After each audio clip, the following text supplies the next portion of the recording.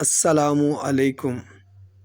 اسلامی جمہوریہ پاکستان جہاں مختلف تہذیبوں اور ثقافتوں کا مجموعہ ہے، خوبصورتی رنگا رنگی رکھتا ہے، وہاں پہ ہی پاکستان میں خانہ بدوش لوگوں کا بھی ایک اپنا علیحدہ کلچر اور ثقافت ہے۔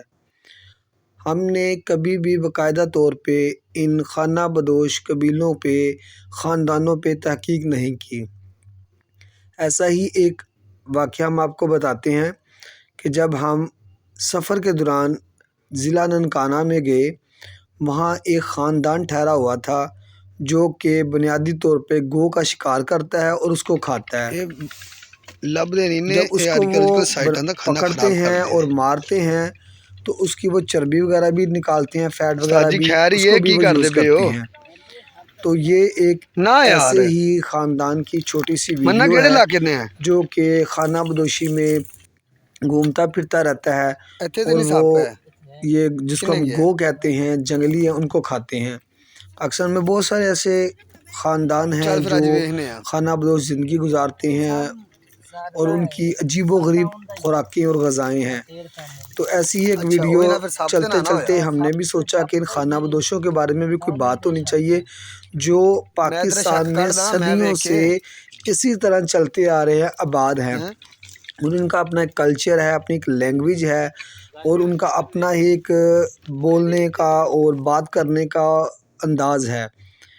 تو ضلع ننکانہ میں یہ فیملی گھوم پھر رہی تھی اور شکار کر رہی تھی۔ جب میں نے ان سے کچھ انٹرویو کیا تو انہوں نے کہا جی ہم کھوکھر ہوتے ہیں۔ تو پھر اس کے بعد یہ جب شکار کر رہے تھے تو ہم نے دیکھا کہ شکار کے بعد انہوں نے گو پکڑی، تو پوچھا کہ یہ گو کیا کرتے ہیں؟